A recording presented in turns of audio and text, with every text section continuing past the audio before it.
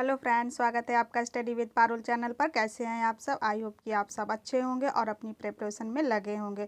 तो चलिए शुरू करते हैं हम लोग होम साइंस के पोषण से संबंधित कुछ इंपॉर्टेंट क्वेश्चंस। ये क्वेश्चन काफ़ी इंपॉर्टेंट हैं और बहुत ही अच्छे लेवल के हैं, जो कि नेट, जेआरएफ और यूजीसी सबके लिए इक्वल रूप से इम्पॉर्टेंट है। तो पहला क्वेश्चन फर्स्ट क्या कह रहा है कि निम्नलिखित में से कौन सा कथन कार्बोहाइड्रेट से संबंधित है। इसमें यह बताना है कि कौन सा कथन कार्बोहाइड्रेट से संबंधित है, यानी कि कार्बोज से कौन सा कथन संबंधित है। फर्स्ट क्या कह रहा है? फर्स्ट क्वेश्चन कह रहा है कि कार्बोहाइड्रेट की अधिक मात्रा चावल, गेहूं, आलू एवं मोटे अनाजों में होती है। सेकेंड कह रहा है अनाज के बीज जिसमें कार्बोहाइड्रेट होता है पकने के बाद स्टार्च में बदल जाता है। थर्ड क्या कह रहा है? थर्ड नंबर कह रहा है कार्बोहाइड्रेट की कमी से त्वचा रूखी एवं शुष्क हो जाती है। फोर्थ कह रहा है शारीरिक विकास का रुक जाना इसकी कमी की ओर संकेत करता है, यानी कि शारीरिक विकास में जो कमी हो जाती है, जो रुक जाता है हमारी वृद्धि, उसी वो कार्बोहाइड्रेट की कमी से होता है। ये इसमें पूछ रहा था। इसमें राइट आंसर कौन कौन से हैं ये बताना है कि इसमें राइट आंसर कौन कौन से हैं।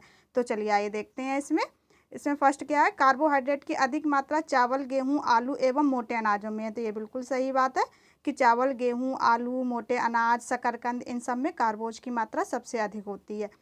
तो ये बिल्कुल राइट आंसर हमारा फर्स्ट हो जाता है। तो फर्स्ट किस में है? फर्स्ट ए और डी में है। नेक्स्ट देखते हैं। अनाज के बीज जिसमें कार्बोहाइड्रेट होता है पकने के बाद स्टार्च में बदल जाता है। तो ये बिल्कुल राइट है कि पकने के बाद अनाज के बीज स्टार्च में बदल जाते हैं, जैसे कि चावल हुआ, ये सब स्टार्च में बदल जाते हैं। तो नेक्स्ट हमारा है थर्ड नंबर। तो ये सेकंड किस में हुआ? इसमें हुआ। तो इसका हमारा राइट आंसर होगा option number A, first and second. लेकिन हम आगे के भी देखते हैं। थर्ड क्या है? थर्ड कह रहा है कार्बोहाइड्रेट की कमी से त्वचा शुष्क एवं रूखी हो जाती है। क्या? कार्बोहाइड्रेट की कमी से त्वचा शुष्क एवं रूखी हो जाती है। तो ये बिल्कुल नहीं, कार्बोहाइड्रेट की कमी से नहीं बल्कि वसा की कमी से हो जाती है। वसा की कमी से कैसी हो जाती है? त्वचा रूखी एवं शुष्क हो जाती है। फोर्थ नंबर क्या है? फोर्थ नंबर है शारीरिक विकास का रुक जाना इसी की कमी की ओर संकेत करता है, कि शारीरिक विकास, जो वृद्धि हमारी रुक जाती है वो कार्बोज की कमी से। तो ये बिल्कुल नहीं, ये प्रोटीन की कमी से हमारी शारीरिक विकास में यह वृद्धि जो है रुक जाती है, तो वो प्रोटीन की कमी से रुक जाती है। तो इसका राइट आंसर क्या होगा? ऑप्शन नंबर ए होगा, फर्स्ट एंड सेकेंड। नेक्स्ट हम लोग नेक्स्ट क्वेश्चन की ओर बढ़ते हैं। नेक्स्ट हमारा सेकेंड नंबर क्वेश्चन है कुपोषण द्वारा होने वाले प्रमुख रोग कौन से हैं। तो कुपोषण से जो रोग प्रमुख हैं वो कौन कौन से हैं, इसमें से बताना है। 4 ऑप्शन है, इनमें से बताना है। फर्स्ट क्वाशोरकर, सेकेंड रक्ताल्पता, थर्ड है अस्थि विकृति, 4 है फ्लोरोसिस। तो इसमें कूट के सहायता से बताना है। ए में है फर्स्ट एंड सेकेंड, बी में सेकेंड और थर्ड, सी में थर्ड और फोर्थ, या डी ये सभी, या फिर ये सभी सही हैं। तो इसका राइट आंसर होगा ऑप्शन नंबर डी, ये सभी सही है। क्वासियरकर किसकी? प्रोटीन की कमी से रोग होता है। क्वासियरकर किसकी? प्रोटीन की कमी से होता है। रक्ताल्पता भी कुपोषण की कमी से होता है। अस्थि विकृति जो होती है ये किसकी? विटामिन डी की कमी से होता है। अब फ्लोरोसिस, ये फ्लोरोसिस किस में? दांत में हो जाता है। फ्लोरीन की कमी से दांत में हो जाता है, जिससे दांत की टेढ़े मेढ़े या टूटे हुए उगते हैं। दांत कैसे टेढ़े मेढ़े और टूटे हुए उगते हैं, तो उसे फ्लोरोसिस बीमारी कहते हैं। नेक्स्ट हमारा नेक्स्ट क्वेश्चन क्या है? नेक्स्ट क्वेश्चन है क्वेश्चन नंबर थर्ड। कार्बोहाइड्रेट, इसमें ऑप्शन दिए गए हैं कथन और कारण वाले, इनमें से राइट आंसर हमें चूज करना है कि इनमें से राइट आंसर कौन सा है। तो कथन क्या कह रहा है? कथन कह रहा है कार्बोहाइड्रेट प्रकृति प्रदत्त वनस्पति प्रश्रेणी के खाद्य पदार्थों से प्राप्त होता है, कि कार्बोहाइड्रेट जो है वो प्रकृति द्वारा, यानी कि जो पेड़ पौधे हैं इन सब से प्राप्त होता है। तो ये राइट है या नहीं, इसका कारण दिया गया है। प्रकाश की उपस्थिति में पौधे कार्बन डाइऑक्साइड तथा जल के साथ अभिक्रिया कर कार्बोहाइड्रेट का निर्माण करते हैं। ये इसका कारण है। तो आइए देखते हैं। कार्बोहाइड्रेट प्रकृति प्रदत्त वनस्पति श्रेणी के खाद्य पदार्थों से प्राप्त होता है। तो ये बिल्कुल सही है, कार्बोहाइड्रेट हमें प्रकृति से ही प्राप्त होता है, यानी कि जो पेड़ पौधे होते हैं या वनस्पति जगत, इससे हमें कार्बोहाइड्रेट अधिक मात्रा में प्राप्त होता है। तो इसका कारण क्या दिया गया है? क्योंकि प्रकाश की उपस्थिति में पौधे कार्बन डाइऑक्साइड द्वारा जल के साथ अभिक्रिया करके कार्बोहाइड्रेट का निर्माण करते हैं। तो ये बिल्कुल राइट आंसर है। ए ऑप्शन नंबर ए और आर दोनों सही है तथा आर ए की सही व्याख्या है। तो ये बिल्कुल इसकी सही व्याख्या कर रहा है। नेक्स्ट क्वेश्चन है हमारा। नेक्स्ट बढ़ते हैं हम लोग। फोर्थ नंबर है कार्बोहाइड्रेट के रासायनिक संरचना में पाए जाने वाले तत्वों का सही अनुक्रम क्या है। यानी कि कार्बोहाइड्रेट में जो रासायनिक संरचना होती है तो उसमें सही अनुक्रम क्या है कि यानी कि सबसे ज़्यादा फिर कम फिर कम। तो कौन कौन से होते हैं इसमें बताना है। ऑप्शन ए है हाइड्रोजन, नाइट्रोजन, कार्बन और oxygen. B hydrogen, oxygen, carbon. C nitrogen, hydrogen, carbon, oxygen. और डी कार्बन, हाइड्रोजन, ऑक्सीजन। तो इसका राइट आंसर होगा, इसका राइट आंसर हमारा होगा option number D, carbon, hydrogen और ऑक्सीजन। क्योंकि इसमें कार्बन की मात्रा 2 पाई जाती है, हाइड्रोजन 1 और 1 ऑक्सीजन पाई जाती है। ये हमारा इसका अनुपात होता है कार्बन, हाइड्रोजन और ऑक्सीजन का कार्बोहाइड्रेट में। तो नेक्स्ट हम लोग बढ़ते हैं आगे। मानव द्वारा ग्रहण किया गया भोजन शरीर में पहुंचकर निम्नलिखित कार्य करता है। क्या क्या कार्य करता है? जो हम लोग भोजन ग्रहण करते हैं वो हमारे शरीर में जाकर क्या क्या कार्य करता है ये बताना है। तो ऑप्शन ए है शरीर में ताप उत्पन्न करता है। बी शरीर में स्थित टूटे फूटे कोषों की मरम्मत करता है तथा नई कोशिकाओं का निर्माण करता है। ऑप्शन सी ऊर्जा प्रदान करता है या ऑप्शन डी उपरोक्त सभी। तो इसका राइट आंसर क्या होगा? इसका राइट आंसर होगा ऑप्शन नंबर डी, उपरोक्त सभी। क्योंकि शरीर में ये ताप उत्पन्न करता है, हम जब भोजन ग्रहण करते हैं तभी हमारे शरीर का टेम्परेचर बिल्कुल नॉर्मल रहता है। ऑप्शन बी क्या है? शरीर में स्थित टूटे फूटे कोषों की मरम्मत करता है। तो ये बिल्कुल सही है। प्रोटीन के द्वारा भी हमारे शरीर के जो टूटे फूटे कोष होते हैं और नई कोशिकाओं का निर्माण ये सब किसके द्वारा होती है? ये सब होती है हमारे प्रोटीन के द्वारा होता है। नेक्स्ट है हमारा ऑप्शन सी, ऊर्जा प्रदान करता है। तो ये बिल्कुल राइट है। कार्बोहाइड्रेट और वसा के द्वारा क्या ऊर्जा मिलती है हमें कार्बोहाइड्रेट और वसा के द्वारा। तो इसके तीनों सही होंगे। तो इसका राइट आंसर होगा ऑप्शन नंबर डी। नेक्स्ट है हमारा नेक्स्ट 6 क्वेश्चन। ये भी कथन और कारण वाला है। तो ये क्या कह रहा है? कथन में है देश के विकासात्मक कार्यों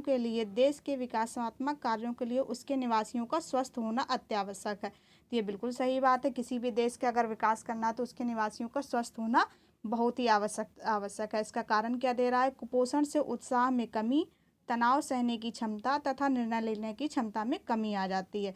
तो इसके ऑप्शन आपको हम दिखा देते हैं। ऑप्शन क्या है इसके? एक सेकेंड।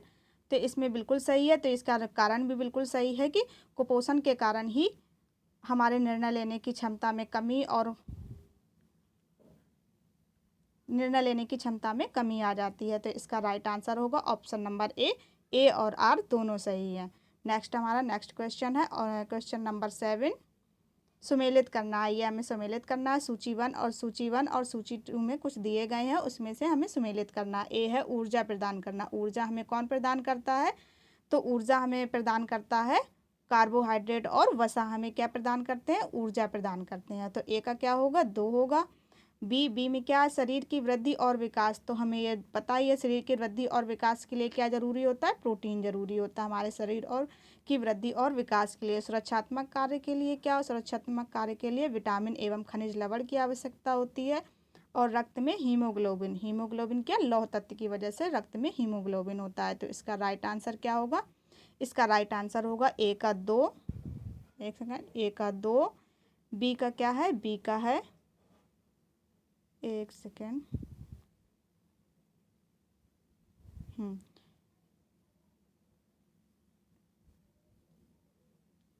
ए का है 2, बी का 1। तो इसका राइट आंसर होगा ऑप्शन नंबर बी, ए का 2। यानी कि ऊर्जा प्रदान करने का कौन? कार्बोहाइड्रेट एवं वसा करते हैं। और शरीर की वृद्धि एवं विकास के लिए प्रोटीन होता है। तो बी का 1 हो गया। सुरक्षात्मक कार्य के लिए विटामिन एवं खनिज लवण, रक्त में हीमोग्लोबिन के लिए लौह तत्व होता है। और रक्त का लाल रंग किस कारण से होता है? तो वो भी हीमोग्लोबिन के कारण ही हमारे रक्त का रंग लाल होता है। नेक्स्ट है हमारा नेक्स्ट 8 क्वेश्चन है हमारा। ये भी सूची को मिलाना है कूट के द्वारा। सूची 1 को सूची 2 से साधारण कार्य करने वाले पुरुष को कितनी कैलोरी की आवश्यकता होती है? स्तनपान करने वाली महिला को। और सी है इसका 13 से 15 वर्ष की किशोरियों के लिए कितनी कैलोरी की आवश्यकता होती है? और डी है 6 माह के शिशु के लिए कितनी कैलोरी की आवश्यकता होती है? तो इसको हमें मिलाना है। तो साधारण कार्य करने वाले पुरुष के लिए कितनी कैलोरी होती है? तो इसके लिए होती है हमारी 55 कैलोरी की आवश्यकता होती है। और स्तनपान करने वाले के लिए 65 ग्राम कैलोरी की आवश्यकता होती है। 13 से 15 वर्ष की किशोरी के लिए 50 कैलोरी प्रतिदिन की आवश्यकता होती है। 6 माह के शिशु के लिए 2 ग्राम कैलोरी की आवश्यकता होती है। तो इसका राइट ऑप्शन हमारा क्या होगा? ए का 2, बी का 1, तो इसका भी हमारा होगा ये ऑप्शन बी में ही मिल गया। देखिए ए का 2, बी का 1, सी का 4 और डी का 3। तो ये हमारा राइट ऑप्शन होगा ऑप्शन नंबर बी। नेक्स्ट हमारा है 9 नंबर की तरफ बढ़ते हैं। 9 नंबर क्या कह रहा है? 9 नंबर में है गर्भावस्था वाली महिला को प्रोटीन की आवश्यकता होती है। कितनी आवश्यकता होती है गर्भवती महिला को? तो गर्भवती महिला को प्रोटीन की आवश्यकता होती है 55 ग्राम प्रोटीन की आवश्यकता प्रतिदिन होती है ये गर्भवती महिला को। नेक्स्ट हमारा है 10 नंबर क्वेश्चन। 10 नंबर क्वेश्चन में है प्रोटीन पदार्थों के संगठन में निम्नलिखित में से कौन सा अमीनो अम्ल नहीं पाया जाता है? इनकी प्रोटीन पदार्थों के जो संगठन में आवश्यक अमीनो अम्ल और अनावश्यक अमीनो अम्ल होते हैं, तो उनमें से कौन सा अमीनो अम्ल प्रोटीन में नहीं पाया जाता है? तो इसका क्या है कि इसका ऑप्शन है अर्जिमोन, एक सेकेंड, अर्जिनाइन। ए है arginine, B lysine, C lipase या डी थियोनाइन। तो इसका राइट आंसर क्या होगा? इसका राइट आंसर होगा option number C lipase. Lipase किस में पाया जाता है? लाइपेज पाया जाता है वसा। वसा में हमारा क्या पाया जाता है? वसा में लाइपेज पाया जाता है। और अर्जिनाइन, लाइसिन, थियोनाइन ये सब किस में? ये प्रोटीन के अमीनो अम्ल होते हैं। तो इसका राइट आंसर क्या हुआ? इसका राइट आंसर हुआ option number C lipase. Next है हमारा 11 नंबर क्वेश्चन क्या कह रहा है? 11 नंबर क्वेश्चन में है प्रोटीन में पाए जाने वाले तत्वों को अवरोही क्रम में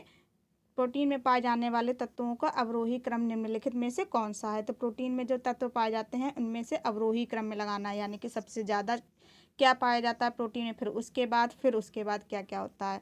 तो ऑप्शन नंबर ए में है carbon, hydrogen, nitrogen, oxygen, sulphur. B में है carbon, oxygen, nitrogen, hydrogen, sulphur. Option C में है oxygen, hydrogen, carbon, nitrogen, sulphur. D में है hydrogen, oxygen, sulphur, carbon, nitrogen. तो इसका ये हम लोग देखते हैं क्या पाया जाता है? कार्बन सबसे पहले आता है। कार्बन कितना पाया जाता है? कार्बन इसमें पाया जाता है 50। उसके बाद क्या आता है? ऑक्सीजन इसमें कितना पाया जाता है? ऑक्सीजन पाया जाता है 20 से 24 इसमें ऑक्सीजन पाया जाता है। कार्बन कितना? 50 पाया जाता है। इसके बाद आता है हमारा नाइट्रोजन कितना? नाइट्रोजन हमारा 18% इसमें नाइट्रोजन पाया जाता है। हाइड्रोजन आता है, हाइड्रोजन हमारा कितना पाया जाता है? हाइड्रोजन इसमें 6% पाया जाता है। जबकि सल्फर 0.2 से 0.3% पाया जाता है हमारा सल्फर इसमें। तो इसका राइट आंसर क्या होगा? Option number B. तो इसको आप लिख सकते हैं, नोट कर सकते हैं कॉपी में कि कार्बन कितना 50%, ऑक्सीजन 20 से 24%, नाइट्रोजन